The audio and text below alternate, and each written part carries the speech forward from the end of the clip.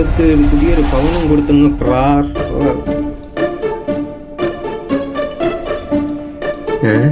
ഉദാശ ഫലിച്ചില്ലേ?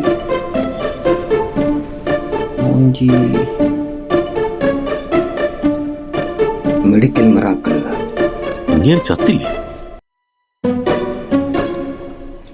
കുഞ്ഞുമോനെ, നീ ഇപ്പോഴും ജീവിച്ചിരിപ്പുണ്ടാടാ? ഓ, നിനക്കിപ്പോ മറ്റേ പരിപാടിയൊക്കെ ഉണ്ടാടേ കുഞ്ഞുമോനെ? ഇങ്ങേരെ ഞാൻ കിളവം ചാവാൻ കിടന്നാലും മനുഷ്യന് സ്വസ്ഥത തരില്ല. ഇങ്ങേരണ്ണനെ ജീവിക്കാൻ സമ്മതിക്കൂലേ? കാലം വന്ന് വിളിച്ചാലും പോവൂലുണ്ട്. എന്നടേ ഇങ്ങേരെന്തിനു കാണിക്കുന്നത്? മാമ എന്നൊരു ഇങ്ക് കുടിക്കുന്ന മാമ കുറച്ച് വെള്ളം ഒന്ന് കൊടുറേ. മാമ ഇപ്പൊ കൊണ്ടുവരും കേട്ടാ. മക്കളെ, എന്നെ ഒന്ന് എഴുന്നിപ്പിച്ചിരുത്തടാ. അയ്യോ അയ്യോ, അച്ചോ ഇങ്ങോട്ടൊന്ന് വാ അച്ചോ. അടുത്തവരെ കൊല്ലാൻ പോണോന്ന് തോന്നേ. എന്താ പാപ്പ? അച്ചോ, ഇതെന്റെ 2 മക്കളാണ് അച്ചോ. കാലം കഴിഞ്ഞ എന്നെ ആരും നോക്കൂ അച്ചോ. കിളവാ നമ്മളെ പോകാനിട്ടേ പോകും. ഇങ്ങേരാണ് കൊള്ളാലണ്ണ. ഇങ്ങനെ എന്തിനത് കാണിക്കണത്? മാമ ആരെയാ അന്വേഷിക്കുന്നേ? തെക്കേതിലെ മറിയ കുട്ടി. അണ്ണാ, ഏതോ മറിയ കുട്ടിയെ കാണണോ? ഓ, തെക്കേതിലെ മറിയക്കുട്ടി. എനിക്കറിയാം അച്ചോ. ഈ പറഞ്ഞ മറിയക്കുട്ടി ഇങ്ങേരുടെ പഴയ സെറ്റപ്പാ.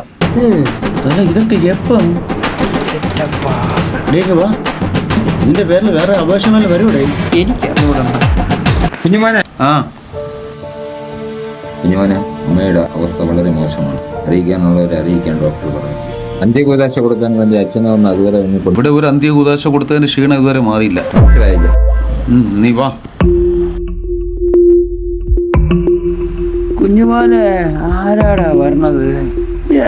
എവിടെ കണ്ടിട്ടുണ്ടല്ലേ? നീ കറക്റ്റ് സമയത്താ വന്നത്. നീ ഇങ്ങ അടുത്ത് വാ മോനെ. വാ, നീ അടുത്ത് വാ.